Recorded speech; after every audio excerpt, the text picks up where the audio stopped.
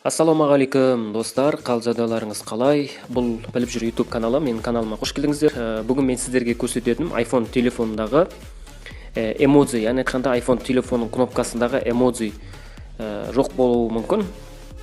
Оны енді өзіңіз өшіріп алуыңыз мүмкін, немесе қолдан бір ұсталған телефон сатып алған жағдайда сол телефонның ішінде эмоджи смайликтер бөлігі жоқ болуы мүмкін. Оны енді өзіңіз қалай шығарып ала аласыз?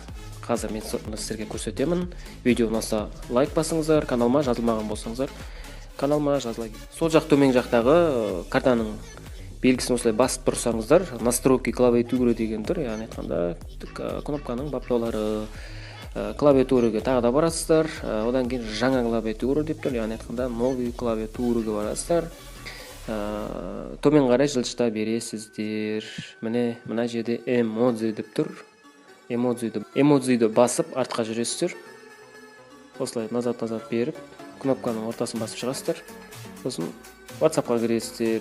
Жаңа басқанды қайтадан басатын болсаңыздар, мына жерде эмоджи деген тұр.